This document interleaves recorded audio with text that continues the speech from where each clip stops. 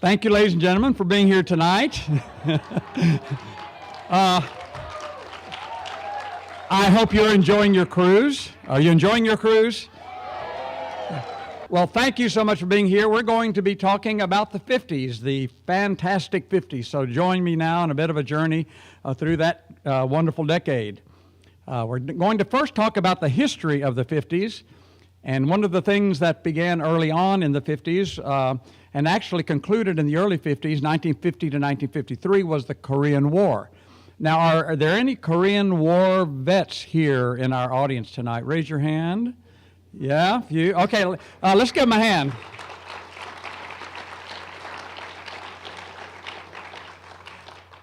During any of our wars recently, entertainers would come and entertain the troops. This is Marilyn Monroe. Did Marilyn Monroe come and entertain y'all? Not really. Okay. All right. And 50s was also the decade of the McCarthy hearings, exposing communism and the blacklist and that sort of thing. Was a very interesting part. You'll remember Edward R. Murrow had McCarthy on his television show and sort of exposed him in that particular way. That was 1954. Also in the 50s, Dr. Jonas Salk invented the vaccine for polio. Now here's one way that it was administered, just along the street like that. People would come by and go like that. As for me, I remember in grade school, they had sugar cubes and put the vaccine in the sugar cubes and gave each child a sugar cube to vaccinate. One of the fun things of the 50s is to look back on some of the fads that we had. Do you remember these cars? The huge fins in the late 50s in particular? And hula hoops. Who among us has never experienced a hula hoop? But in the 50s, it was quite an interesting fad. Two California toy makers heard about a gym class in Australia that exercised with bamboo hoops, and everyone loved it. So they took the idea to a company called Whammo, charged $1.98 per hoop. And in 1958, in 6 months, they sold 30 million hula hoops. 3D is coming back, is it not? But here's the first attempts at 3D in the 50s, getting the glasses, Polaroid 3D glasses.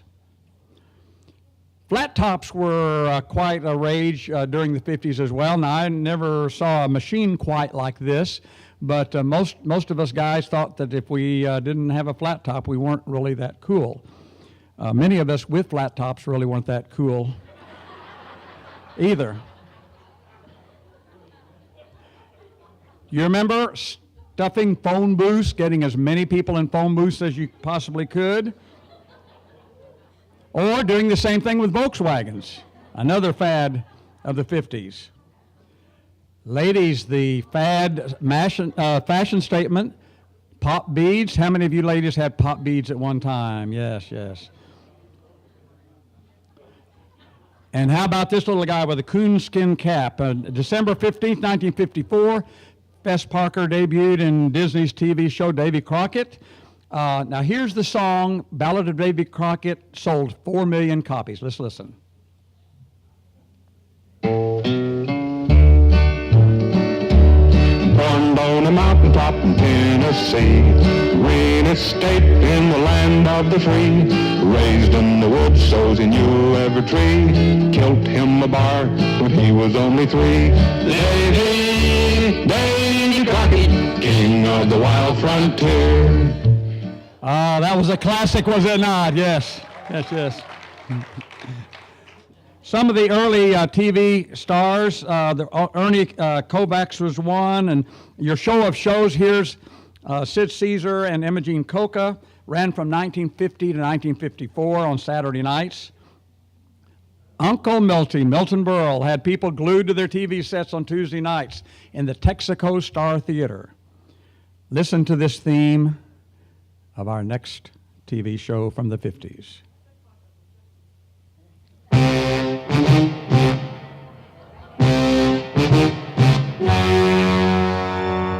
Dragnet Jack Webb as Sergeant. Joe Friday ran from 1952 to 1959.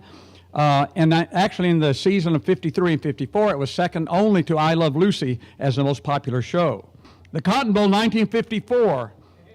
You may have seen this or heard about it, but Tommy Lewis of Alabama comes off the bench. You'll see him, number 42, to tackle Dickie Magle of Rice. And just got carried away. He just sort of lost his head because he was into the game so much. Dickie Magle and Rice were awarded a touchdown because he most likely would have gotten one had it not been for the 12th man coming off the bench. Otto Graham of the Cleveland Browns in pro football. Pro football was not a huge thing at the time, but was beginning to be a pretty big sport, not anything like it is now. But the game that made it what it is today, a 1958 overtime game where the Colts beat the Giants to put pro football on the map as a national sport. Let's listen to the account of this final touchdown in overtime. 3rd and 1 yard to go for the championship. 3rd and 1 to go for the championship. A pass to Muchler put the ball on the 1 yard line. Barking out the signals for the Baltimore Colts. Unitas gives to Amici. The Colts are the world champions. Amici scores. All right. This was another momentous time in that Roger Bannister had the first sub 4-minute mile. It was in 1954. And, of course, now a 4-minute mile is done by almost junior high kids, I suppose. But that was a huge thing at the time. Now we're going to listen to some music and see some music stars from the 50s. You're going to enjoy this. When the 50s started, you might hear something like this from Patti Page.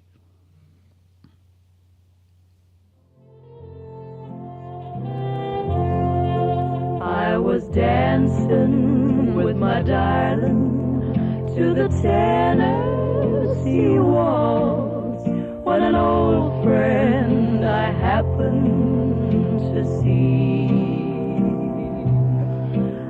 In 1954, a group called Bill Haley and the Comets came out with a song called Rock Around the Clock. Now, what's interesting about it is it really didn't do that well.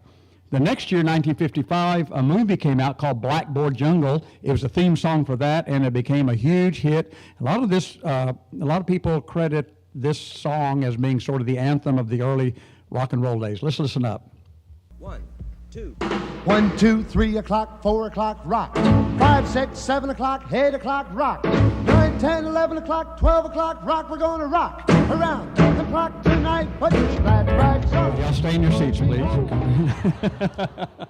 Saw some of you just got a little worried there. Elvis Presley. Hound Dog is the #1 jukebox song of all time.